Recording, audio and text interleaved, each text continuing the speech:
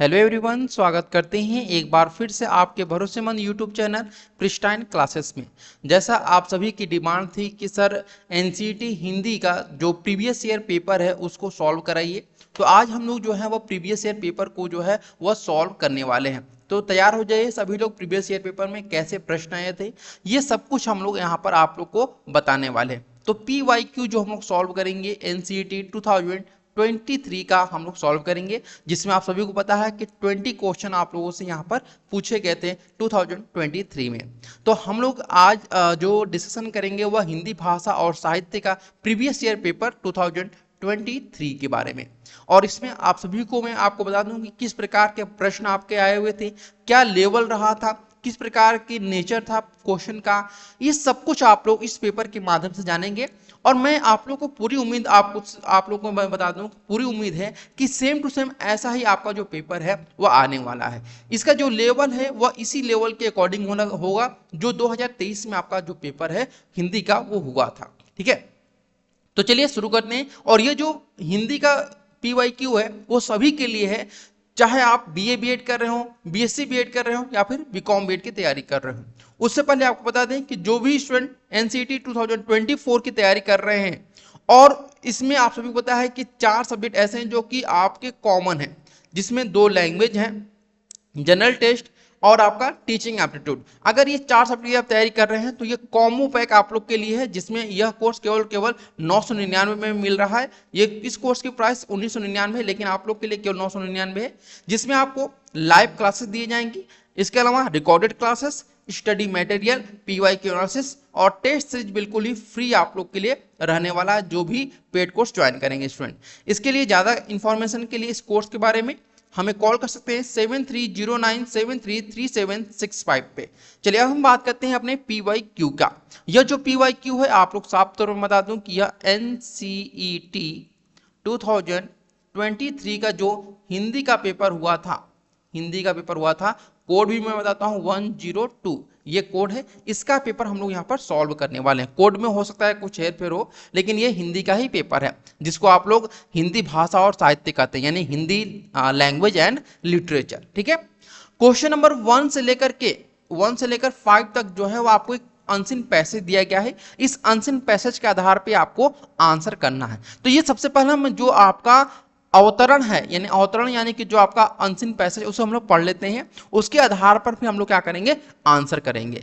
ठीक है, तो सबसे पहले यहाँ पे देखिए दिया हुआ है शब्दावली का अर्थ है शब्दों का समूह। ध्यान से पढ़ते चलिएगा, आपको सारी चीजें समझ में आ जाएंगे। शब्दावली का अर्थ क्या होता है, शब्दों का समूह होता है। किसी भाषा द्वारा प्रयुक्त शब्दों के समूह को भाषा की शब्दावली कहते हैं। शब्दावली किसे कहते हैं, किसी भी भाषा द्वारा प्रयुक्त जो शब्दों का समूह होता है उसे शब्दावली कहते हैं। अब यहाँ कह रहे हैं कि प्रयोग की दृष्टि से किसी भाषा की शब्दावली के 3 स्तर होते हैं। ठीक है, प्रयोग की दृष्टि से भाषा की शब्दावली के 3 स्तर होते हैं। पहला आधारभूत, दूसरा मध्यवर्ती और तीसरा उच्च। तो यहाँ पे क्या कहा है कि प्रयोग की दृष्टि से किसी भाषा की शब्दावली के कितने स्तर होते हैं, तो 3 होते हैं, आधारभूत, मध्यवर्ती और उच्च। तो ऑप्शन नंबर हमारा क्या हो जाएगा, 2 जो है आपका वह सही हो जाएगा। ठीक है, यहां पर दूसरा जो है आपका ऑप्शन सही हो जाएगा। क्लियर बातें। अब आते हैं उसी पैसेज पर आधारित आपका दूसरा जो प्रश्न है वह क्या दिया हुआ है कि नीचे 2 कथन दिए गए। शब्दावली का अर्थ शब्दों का समूह, तो यहां पर देखिए दिया हुआ है ना, शब्दावली का अर्थ शब्दों का समूह होता है, यानी यह जो कथन है आपका बिल्कुल सही है। दूसरा कथन कह रहा है कि पूरे शब्द भंडार की तुलना में आधारभूत शब्दावली बहुत बड़ी होती है। ठीक है, लेकिन यहां पे देखिए दिया हुआ है कि पूरे शब्द भंडार की तुलना में आधारभूत शब्दावली सबसे छोटी होती है। क्या होती है, सबसे छोटी, और यहाँ सबसे बड़ी दिया हुआ है, इसलिए यह जो है आपका कथन 2 गलत है। तो यहाँ पे क्या हो जाएगा, कथन 1 सही है लेकिन कथन 2 जो है आपका गलत है, यानी कि तीसरा ऑप्शन जो है आपका सही होगा। ठीक है ना, इस प्रकार से आपको पैसेज के अनुसार जो है अपने आंसर को निकालना है। अब इसी तीसरे प्रश्न में आइए, वही पैसेज दिया हुआ है, ध्यान से देखते रहिएगा, पैसेज वही है। क्या कर रहा है, इसको आपको सूची 1 और सूची 2 को आपको क्या करना है, मिलान करना है। ठीक है, अब यहां पे देखिए ABCD ये दिया हुआ है, ABCD, इसके बाद 1 2 3 4 इसमें आपको मिलाना है। ठीक है, अब यहां पे देखिए जब आपको मिलाना है तो ध्यानपूर्वक इसको मिलाएंगे हम लोग। क्या दिया हुआ है, शब्दों का, शब्दावली का अर्थ क्या होता है, शब्दावली का अर्थ होता है शब्दों का समूह। तो सबसे पहले हम एक हमारा किस पर जाएगा, एक हमारा जाएगा यहाँ पर भाई ये जाएगा किस पर, यहाँ पर 3 पे जाएगा। ठीक है, 3 पे गया। फिर शब्दावली के 3 स्तर होते हैं, शब्दावली के 3 स्तर होते हैं। यहाँ पे देखिए आपका शब्दावली के 3 स्तर होते हैं, आधारभूत, मध्यवर्ती और उच्च। तो आधारभूत, मध्यवर्ती और उच्च, यानी कि बी का 4 हो गया। अब यहीं पर आप मिला लीजिए कि ए का 3 कहाँ पे है, ए का 3 और बी का 4, ए का 3 और बी का 4 केवल ऑप्शन नंबर ए में आपको दिखाई दे रहा है, दिखाई दे रहा है ना, इसलिए ऑप्शन नंबर क्या हो जाएगा, यहाँ पर 1 सही हो जाएगा। ठीक, इसके बाद आते हैं अपने अगले प्रश्न की तरफ हम लोग। अगला प्रश्न दिया हुआ क्वेश्चन नंबर 4, ये भी आपका उसी अवतरण से है। नीचे 2 कथन दिए गए हैं, कथन एक जो है एक अभिकथन के रूप में लिखे, दूसरा उसके कारण के रूप में है। ठीक है, तो क्वेश्चन नंबर 4 में देखिए दिया हुआ है, हिंदी भाषा में शब्दों के विभिन्न स्रोत हैं, किसी भाषा को सीखने के लिए आधारभूत शब्दावली का ज्ञान आवश्यक है। तो देखिए यहाँ पे दिया ना, किसी भी भाषा को सीखने के लिए आधारभूत शब्दावली का ज्ञान आवश्यक है, यानी यह कथन जो है बिल्कुल सही है आपका। सेकंड, यहाँ पे कारण दिया हुआ है अभिकथन का।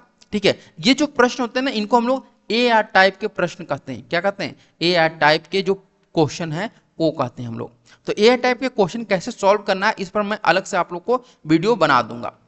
तो यहाँ पे आपका अभिकथन यानी कि असर्शन जो है आपका सही है। अब हम रीजन पे आते हैं कि आधारभूत शब्दावली में उन सभी सामान्य एवं सार्वजनिक वस्तुओं एवं संकल्पनाओं की अभिव्यक्ति के लिए अपेक्षित संज्ञा, सर्वनाम, विशेषण, क्रिया और अव्यय शब्द होते हैं, जो किसी भाषा या समाज के दैनिक जीवन के आपसी संपर्क के आधार होते हैं।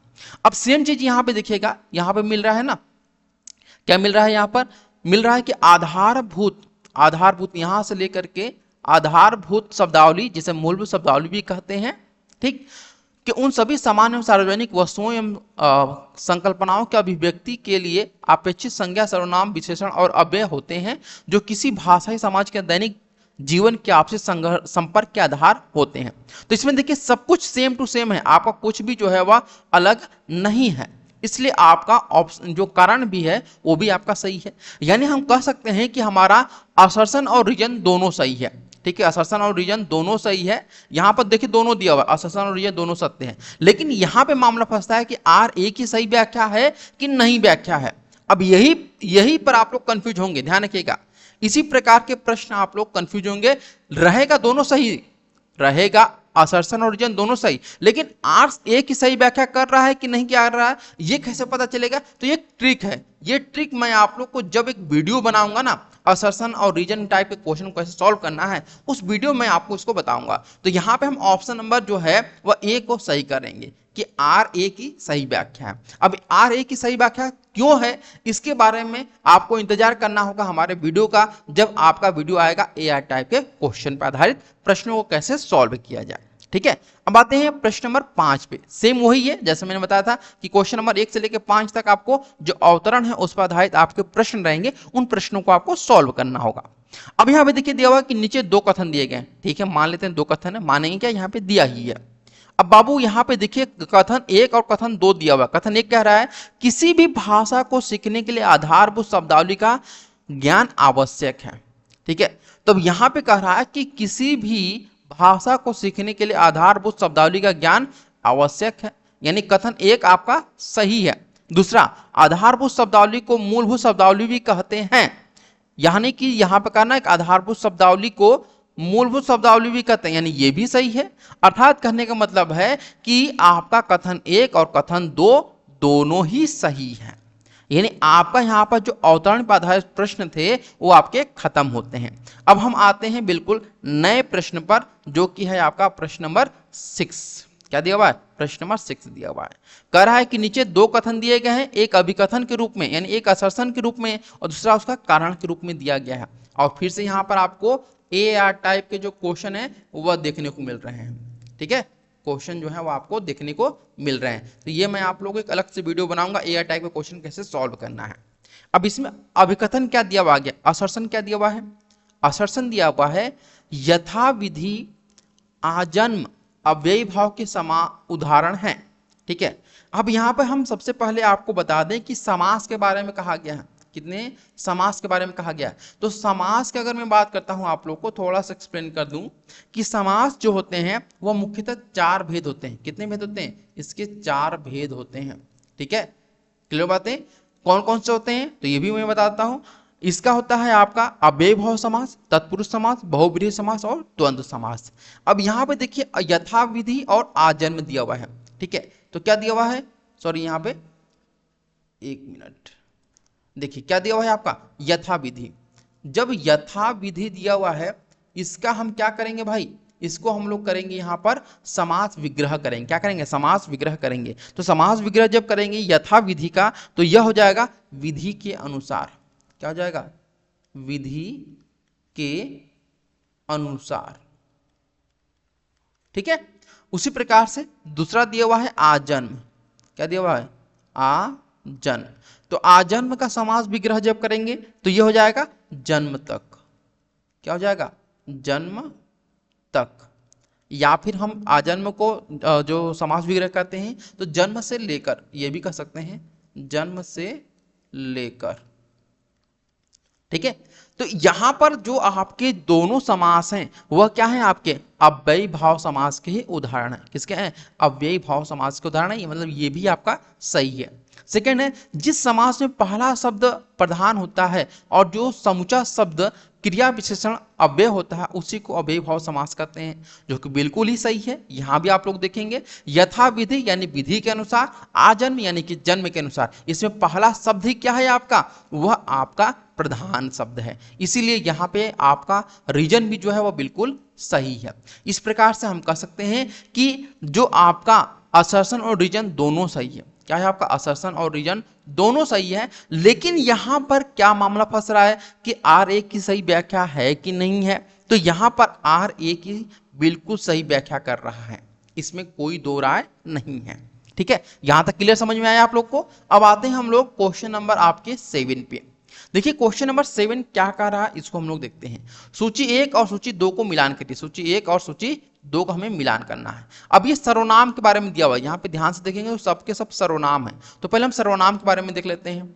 सर्वनाम क्या होता है, ऐसा शब्द जो कि संज्ञा के स्थान पर प्रयुक्त होता है उसे हम लोग सर्वनाम कहते हैं। और सर्वनाम के अगर हम भाग की बात करते हैं, भेद की बात करते हैं, तो सर्वनाम के कुल मिलाकर के 6 भेद हैं, ठीक है। कितने भेद हैं, 6 भेद हैं, ये बात ध्यान रखिएगा आप लोग। अब ये 6 भेद कौन कौन से हैं, जिसमें है आपका पुरुषवाचक सर्वनाम, निश्चयवाचक सर्वनाम, अनिश्चयवाचक सर्वनाम, संबंधबोधक सर्वनाम, प्रश्नवाचक सर्वनाम और निजवाचक सर्वनाम। मैं इसको इसलिए एक्सप्लेन कर रहा हूं ताकि आप लोग को इसके बारे में डिटेल में जानकारी दे सकूं, ठीक है। अब यहां पर देखिए ये 6 भेद होते हैं, जिसमें से 4 भेद आपके दिए गए हैं, पुरुषवाचक, निजवाचक, अनिश्चयवाचक और प्रश्नवाचक।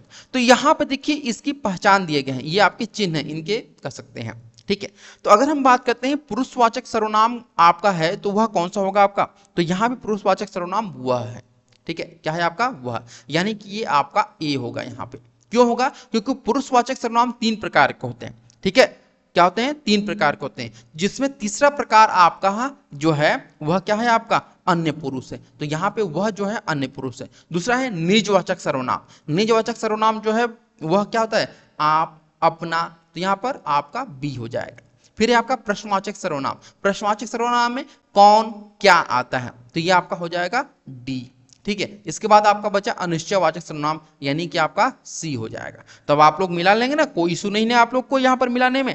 तो यहाँ पे हमारा जो 7 का आंसर हो जाएगा वह क्या हो जाएगा, सी, यानी कि पहला का जो है वो यहाँ पे ए का जो है आपका किस पे आया, बी पे आया, सॉरी ए का दूसरा पे आया, ठीक है। और इसके बाद बी का तीसरा पे आया, सी का चौथे पर आया, ठीक है, और डी का 1 पे आ गया। तो ऑप्शन नंबर हमारा सी क्या हो जाएगा, यहाँ पर सही हो जाएगा, तीसरा, ठीक। अब आते हैं प्रश्न नंबर 8 पे। प्रश्न नंबर 8 क्या कर रहा है, यहाँ पे आप लोग को विशेषण के बारे में देखना है। ऐसा शब्द जो संज्ञा और सर्वनाम की विशेषता बताता है उसे हम लोग विशेषण कहते हैं। तो अब विशेषण में देखिए कि आपको ये विशेषण का कोई प्रकार नहीं है, बल्कि यहां पर ध्यान रखिए कि जो आपकी विशेषण होता है उसकी परिभाषा के अनुसार हम लोग को यहाँ पर चलना होता है, ठीक है। तो परिभाषा के अनुसार अगर हम चलेंगे तो सुंदर यहाँ पे क्या हो जाएगा, सुंदर जो है आपका यहाँ पर देखेंगे तो आपका एक गुण बता रहा है। जैसे सीता सुंदर है, क्या है आपका, सीता सुंदर है, तो ये आपका गुण बता रहा है, ठीक। चौथा, ए का चौथा आपका हो गया। बी रोगी, रोगी यानी कि कोई व्यक्ति रोगी है। जैसे मान लेते हैं कि अमरजीत रोगी है, तो अमरजीत की दशा क्या है इस समय, इस समय मेरी दशा क्या है, अमरजीत की दशा क्या, वह रोगी है, यानी ये ऑप्शन नंबर 3 जो है वह भी सही हो जाता है, तीसरा है सुगंधित, यानी कि कोई भी जैसे सेंट या इत्र मारता है या परफ्यूम मारता है तो वो हमें गंध आता है ना, हमें महकता है ना, हाँ, चाहे वो अच्छा महके या फिर बुरा महके, लेकिन महकता है तो ये गंध आता है, इसलिए यहां पर आपका पहला हो जाएगा। ठीक है। चौथा कसैला, यानी कि जब भी हम कोई चीज खाते हैं तो हमें वो या तो मीठा लगेगा या तीखा लगेगा या थोड़ा अजीब उसका टेस्ट आएगा, तो टेस्ट हमें आता है यानी कि हमें उसका स्वाद आता है, इसलिए यह क्या हो जाएगा आपका, यह स्वाद बोधक हो जाएगा, यानी कि यह दूसरा हो जाएगा। अब इसको मिला लीजिए, ए का 4 कहाँ कहाँ पे है, तो ए का 4 आपका पहले में भी है यहाँ पे, उसके बाद आपका जो है तीसरे में भी है, उसके बाद बी का 3, तो बी का 3 यानी कि ऑप्शन नंबर 3 यहाँ पे सही हो जा रहा है, ए का 4, बी का 3, सी का 1 और डी का 2 हो जाएगा। ठीक, यहां तक भी क्लियर है आप लोग को। आगे बढ़ते हैं भाई, आगे दिया हुआ अंगूठा दिखाना, इस मुहावरे का अर्थ बताइए। अब मुहावरा भी आप लोगों से पूछेगा, ये आपके सिलेबस में, तो अंगूठा दिखाने का मतलब है देने से बिल्कुल इनकार कर देना। क्या करना, देने से इनकार करना। जैसे मान लेते हैं आप लोग हमारे स्टूडेंट हैं और मैंने बोला मतलब यहाँ पे एक सेंटेंस बना सकते हैं कि जब अमरजीत ने अपने स्टूडेंट से 500 रुपए मांगे तो उनके स्टूडेंट ने उनको अंगूठा दिखा दिया, यानी कि पैसे देने से इनकार कर दिया। बिल्कुल सही बोला ना मैंने, एकदम सटीक एग्जांपल कि मैंने आप लोगों से 500 रुपए मांगे और आपने हमें अंगूठा दिखा दिया कि अरे गुरुजी पैसा नहीं हमारे पास है, यानी आपने देने से बिल्कुल इनकार कर दिया। ठीक है, चलिए आगे बढ़ते हैं। आगे दिया हुआ हिंदी दिवस कब मनाया जाता है, हिंदी दिवस जो है वह कब मनाया जाता है।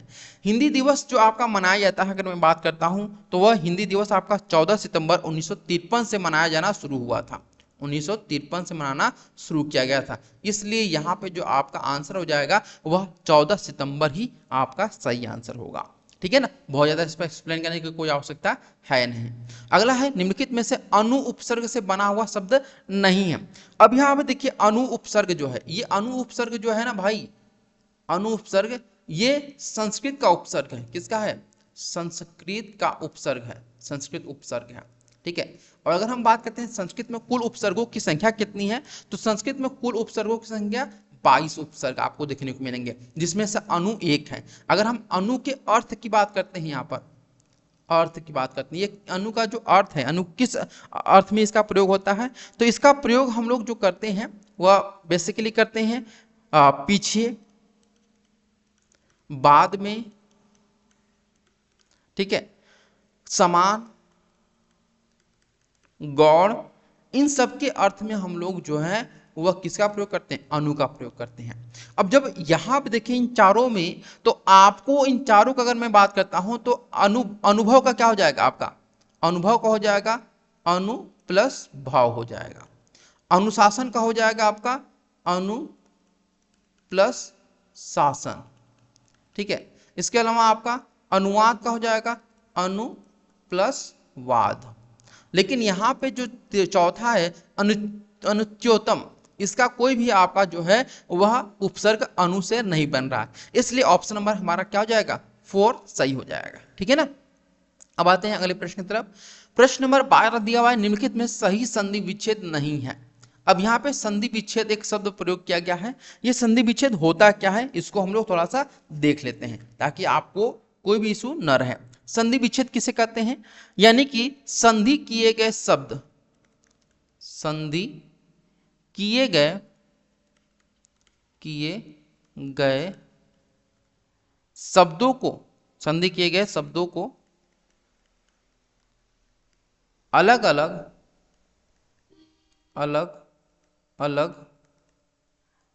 करने की प्रक्रिया को ही हम लोग क्या कहते हैं, प्रक्रिया को ही संधि विच्छेद कहते हैं। क्या कहते हैं, संधि विच्छेद कहते हैं।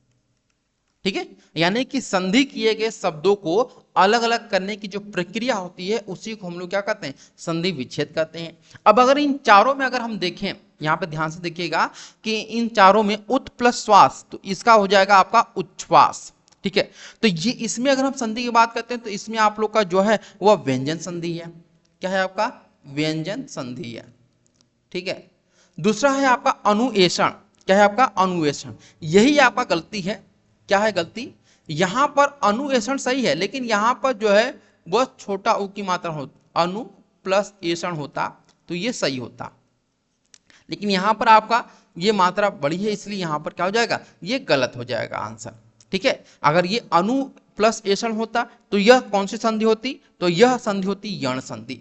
ठीक है, कौन सी आपका होती, यण संधि होती। ठीक है, सत प्लस जन सज्जन, सज्जन में कौन सी संधि है आपका, तो यहां भी आपका व्यंजन संधि है। ठीक है, इसके अलावा अति प्लस अधिक अत्यधिक, इसमें भी आपका क्या है, यण संधि है। ठीक है, यानी कि आप यहां पर देखेंगे कि आपके जो भी यहां पर संधि दिए गए हैं सबके सब सही हैं, लेकिन बस मात्रा की गलती की वजह से ऑप्शन नंबर 2 आपका जो है वह सही हो जाएगा।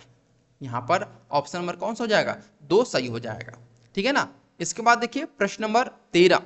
प्रश्न नंबर 13 क्या कह रहा है आपका कि नीचे दो दिए गए कथन दिए गए हैं, एक अभिकथन के रूप में, असर्शन के रूप में और दूसरा आपका कारण के रूप में, यानी ए आर टाइप के प्रश्न फिर से आपको दे दिया, ए आर टाइप क्वेश्चन। ठीक है, क्या दिया हुआ है, अभिकथन पढ़िए ध्यान से। कह रहा है कि हिंदी व्याकरण को आधुनिक और प्राचीन दोनों परंपराओं से लाभ उठाना चाहिए। बिल्कुल उठाना चाहिए भाई। जैसे कहते हैं ना कि आज के समय के जो बच्चे हैं, आज के समय के जो छोटे छोटे बच्चे हैं, उनको अपने साथ के बच्चे के साथ तो खेलना ही चाहिए, साथ साथ अपने दादा दादी के पास भी बैठना चाहिए 1 घंटा 2 घंटा। उससे क्या होगा यहाँ पर कि उनको अनुभव प्राप्त होगा, पहले के समय में क्या चीजें हो रही थी, वो कहानियां सुनाएंगे अलग अलग चीजों के बारे में, अलग अलग चीजों के बारे में आपको बताएंगे। और आज के समय में अगर आप अपने साथ हम उम्र के साथ बच्चों के साथ खेलेंगे तो आपको पता चलेगा कि आज क्या चीजें चल रही हैं, हमारे जनरेशन में क्या चीजें आगे बढ़ रही, पहले और आज के जनरेशन में क्या अंतर है, ये सब कुछ आपको पता चलेगा। ठीक है, तो अभिकथन हमारा सही है, लेकिन यहां पे कहा कि हिंदी व्याकरण को आधुनिक और प्राचीन दोनों परंपराओं से उचित लाभ नहीं उठाना चाहिए, तो ये तो बिल्कुल गलत है। तो यहां पे हमारा कथन एक सही है, लेकिन आर जो है आपका असत्य है।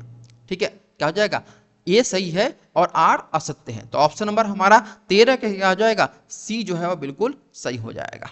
ठीक है, क्या हो जाएगा, 13 का सी। अगले प्रश्न पे आते हैं हम लोग। यहाँ पर अगला प्रश्न आपका दिया हुआ है कि निम्नलिखित शब्दों को हिंदी शब्दकोश की प्रविष्टि के अनुसार क्रम दीजिए। तो जब हिंदी शब्दकोश की बात होती है, हिंदी शब्दकोश की बात होती है, तो एक बात ध्यान रखिएगा कि हिंदी शब्दकोश में सबसे पहले जो चीजें हम लोग लिखते हैं वह हम लोग सबसे पहले लिखते हैं अन, और आपका जो है अन यानी कि चंद्र बिंदु जैसे होता है, ये इसको हम लोग बोलते हैं जो है आपका वह बिंदु बोलते हैं। ठीक है, बिंदु, इसको हम लोग चंद्र बिंदु बोलते हैं। तो यहां से हम लोग शुरू करते हैं, जो भी शब्दकोश हम लोग लगाते हैं लाइन से, उसके बाद फिर अ से इसकी शुरुआत करते हैं। ठीक है, तो अब यहां पे देखिए सबसे पहले हमारा जो है बिंदु दिखाई दे रहा है बी ऑप्शन में, यानी कि बी सबसे पहले होगा। इसके बाद हम देखेंगे कि हमारा बी के बाद क्या दिखाई दे रहा है। ठीक है, बी के बाद हमें क्या दिखाई दे रहा है ये देखना है। तो बी के बाद आप देखिए अनु सभी में आ रहा है, अनु सभी में है आपका। ठीक है, अब अनु के बाद यहां पे देखिए भ दिया हुआ है, फिर च दिया हुआ है। ठीक है, इसके बाद व दिया हुआ है, आपका स दिया हुआ है। तो भ च व और स में सबसे पहले कौन आएगा भाई, आप लोग बताइए। तो आपका सबसे पहले जो आएगा वह च आएगा। कौन सा आएगा, च, यानी कि बी के बाद आपका क्या हो जाएगा, बी के बाद आपका यहां पर सी हो जाएगा। तो बीसी किसी में दिखाई दे रहा है आपका, तो ऑप्शन नंबर 2 में आपको बीसी दिखाई दे रहा है, इसीलिए यहां पर 14 का बी जो है आपका ऑप्शन सही हो जाएगा। ठीक है, चलिए अगले प्रश्न में आते हैं।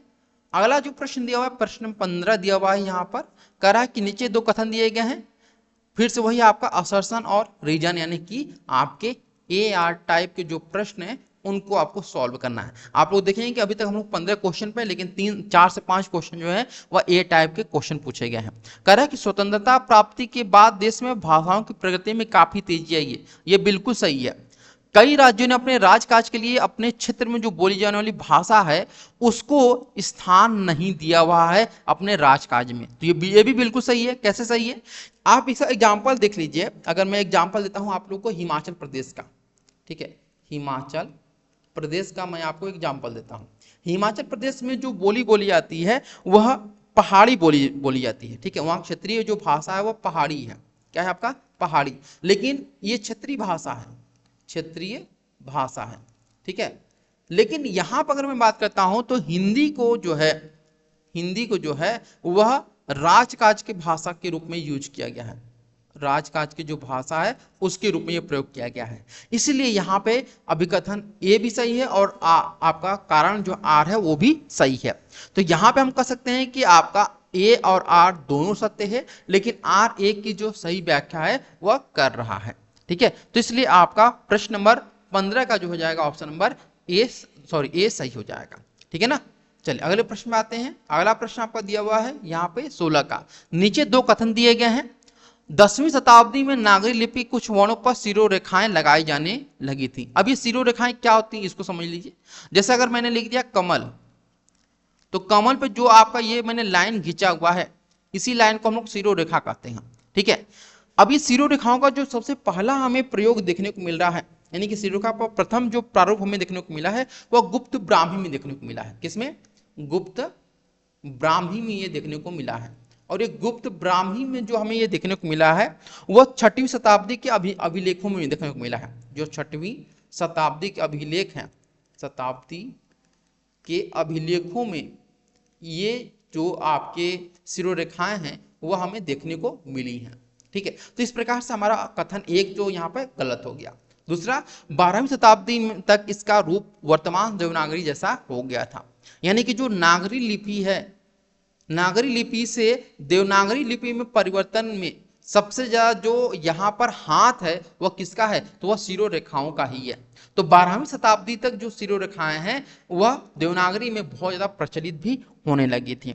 ठीक है, और 10वीं शताब्दी के तक अगर मैं बात करता हूं आपका, तो जो देवनागरी लिपि है वह आपका अलग अलग स्थानों में फैलने लगा था। यानी पंजाब से बंगाल, नेपाल से दक्षिण भारत तक जो देवनागरी लिपि है वह फैलने लगी थी। एक बात यहाँ पे नोट करिएगा कि जो आपकी नागरी लिपि है, यानी कि जो देवनागरी लिपि है, देवनागरी लिपि यहाँ पे मैं बात कर रहा हूँ देवनागरी लिपि की, देवनागरी लिपि को ही हम लोग नागरी लिपि कहते हैं, नागरी लिपि कहते हैं। इसके अलावा देवनागरी लिपि को हम लोग एक और लिपि के नाम से जानते हैं। ठीक है, और अगर उस लिपि के बारे में बात करता हूं तो वो उसे हम लोग हिंदी लिपि भी कहते हैं, हिंदी लिपि भी इसको हम लोग कहते हैं। ठीक है, तो दो चीज आपको पता चली, देवनागरी लिपि को हम लोग नागरी लिपि और हिंदी लिपि कहते हैं। लेकिन एक बात ध्यान रखिएगा कि नागरी लिपि से ही देवनागरी लिपि का कन्वर्जन हुआ है। यानी कि पहले नागरी लिपि था, फिर नागरी लिपि में से देवनागरी लिपि में बना, और इन दोनों के बीच में जो कड़ी थी वह कड़ी कौन सी थी आपकी? वह कड़ी थी शिरोरेखाएं की कड़ी थी। शिरोरेखाओं का जब प्रयोग शुरू होने लगा तो उसके बाद नागरी लिपि को देवनागरी लिपि में ही कह सकते हैं मिक्स कर दिया गया। तो यहाँ पे 16 का जो हमारा आंसर हो जाएगा वह क्या हो जाएगा? आपका ऑप्शन नंबर डी सही हो जाएगा। यानी कथन 1 असत्य है और कथन 2 सत्य है। ठीक है ना। अब आते हैं अगले प्रश्न की तरफ। प्रश्न नंबर 17 दिया है कि निम्नलिखित में कौन सी बिहारी हिंदी की बोली है? बिहारी हिंदी की 3 बोलियां हैं। ठीक है, बिहारी हिंदी की अगर मैं बात करता हूं आप लोग की, तो 3 बोलियां हैं, और ये तीनों ही बोलियां कौन कौन सी हैं? तो पहली जो बोली है वह है आपका यहाँ पर मगही। ठीक है, क्या है आपका? मगही। दूसरी जो बोली है वह है आपका मैथिली। ठीक है, क्या है आपका? मैथिली। और तीसरी जो बोली आप लोग देख रहे हैं वह है आपका यहाँ पर भोजपुरी। ठीक है, क्या है आपका? भोजपुरी। तो यहाँ पे अगर मैं बात करता हूं तो आप लोग की ऑप्शन नंबर जो 4 दिया हुआ है वो बिल्कुल सही आंसर लग रहा है, मैथिली। ठीक है, इसके अलावा बिहारी हिंदी की 2 बोलियां और मगही और भोजपुरी। अगले प्रश्न में आते हैं हम लोग। प्रश्न नंबर आपका दिया हुआ है 18। 2 कथन दिया है कि भाषा का आधार ध्वनि है। ठीक है, अब अगर हम डायरेक्टली कहें कि भाषा का आधार ध्वनि है तो ये फिर गलत होगा, क्योंकि लिखित भाषा का, ठीक है, लिखित भाषा का आधार क्या है आपका? वह आपका लिपि है। ठीक है, लिखित भाषा का आधार जो है वह क्या है आपका? वह लिपि है। ठीक, अब यहां पे ध्यान रखिएगा, लिखित भाषा का आधार ध्वनि लिपि है, लेकिन ध्वनि चिन्हों की लिखित रूप को ही हम लोग क्या कहते हैं? लिपि कहते हैं। किसको कहते हैं? जो ध्वनि चिन्ह होते हैं, ध्वनि चिन्हों के लिखित रूप को ही हम लोग लिपि कहते हैं। तो इस प्रकार से हम घुमा फिरा कर कह सकते हैं कि ऑप्शन नंबर ए सही है। जैसे कान को चाहे दाएं से पकड़िए या फिर बाएं से पकड़िए, पकड़ाएगा तो कान जरूरी है आपका। ठीक है, उसी प्रकार से यहाँ पे सेकंड दिया हुआ है कथन 2 कि कोई भी भाषा किसी एक ध्वनि से बनी होती है। ठीक है, कोई भी भाषा जो है एक लिपि से या फिर एक ध्वनि से बनी होती है, तो ये बिल्कुल ही सही है कि एक ध्वनि से ही बनी होती है। तो ये दोनों ही आपकी सही है, कथन 1 और कथन 2 दोनों ही सही है। ठीक है। इसके बाद देखिए आपका दिया हुआ है क्वेश्चन नंबर 19। इसमें आपको संज्ञा के बारे में दिया हुआ है, ध्यान से देखिएगा। तो इसमें अगर मैं बात करता हूं 19 का आप लोग का, तो 19 में आप लोग की बात करते हैं तो यहाँ पर आप लोग का होता है भाववाचक संज्ञा। क्या यहाँ पर है, ठीक है, भाववाचक जो संज्ञा है आपका वह आपका है मिठास, ठीक है, ये आपका ए हो गया, तीसरा का ए हो गया, ठीक है, क्या हो जाएगा, तीसरा का जो है वह ए हो गया भाववाचक संज्ञा। बी अगर मैं बात करें व्यक्तिवाचक संज्ञा, व्यक्तिवाचक संज्ञा कौन सा है आपका, तो वह भारत है, ठीक है, भारत क्या है आपका व्यक्तिवाचक संज्ञा। जातिवाचक संज्ञा की बात करते हैं यहाँ पर, तो आप यहाँ पहले इसको मिला लेते हैं कि ए का 3 कहाँ पे दिया हुआ है, ए का 3 2 में दिया हुआ है ना, और बी का 1 भी दिया हुआ है, इसलिए ऑप्शन नंबर हमारा यहाँ पर 2 सही हो जाएगा। उसके बाद के जो वो अपने आप मिल जाएंगे। और आखिरी जो प्रश्न है वह हमारा है 20वां प्रश्न, क्योंकि हिंदी में आप लोगों से 20 प्रश्न ही पूछे जाते हैं और कुल टोटल 80 मार्क्स का यह पेपर होता है, 80 मार्क्स का पेपर होता है आप लोग का, ठीक है। अब तो आप लोग के पास मौके हैं कि आप लोग को 23 प्रश्न मिलेंगे जिसमें 20 प्रश्न हल करने होंगे, लेकिन 2022 में ऐसा नहीं था। 2023 में तो केवल 20 प्रश्न थे और 20 में से 20 ही हल करना था, ठीक है। तो देखिए प्रश्न नंबर 20 में अगर बात करते हैं तो यहाँ पे पर्यायवाची के बारे में पूछा हुआ है। तो कमल के पर्यायवाची के बारे में बात करते हैं, तो जो कमल का पर्यायवाची होता है वो आता है आपका पंकज, ठीक है, पंकज होता है, पुंज होता है, ठीक है, पंकज पुंज, इसके अलावा जलज, ठीक, जलज के अलावा आप लोग का केसर, ये सब कुछ जो है आपके वह किसके होते हैं, आपके कमल के पर्यायवाची। तो पंकज आपको मिल गया ए, ठीक। इसके बाद जल का पर्यायवाची अगर मैं बात करता हूं तो जल का जो होता है पर्यायवाची वह क्या होता है आपका नीर होता है, ठीक है, नीर। वारी भी होता है आप लोग का, वारी। इसके अलावा आप लोग का सलील भी होता है, अंबु होता है, ठीक है, सलील, अंबु। तो इसमें से आप लोग को एक मिल गया होगा, वारी यहाँ पे मिला ना आप लोग को, तो यहाँ पे बी हो गया आप लोग का। तो इसी से हम लोग मिला लेंगे।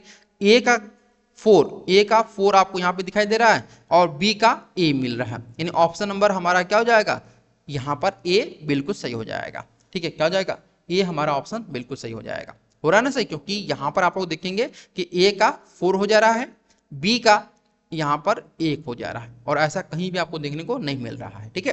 तो ये सारे प्रश्न थे आपके हिंदी के, ठीक है, हिंदी भाषा और साहित्य, ये इसके आपके पेपर रहे हैं। साहित्य 2023 का जो है वो आपका PYQ था और यहीं पे खत्म होता है। उम्मीद करते हैं आप लोग को सारी चीजें समझ में आ चुकी होंगी। कोई भी आप लोग कंफ्यूजन हो इस पेपर संबंधित तो आप लोग कमेंट करिएगा, और वीडियो पसंद है जिसको लाइक से सब्सक्राइब करना ना भूलिएगा। Thank you so much for watching this video.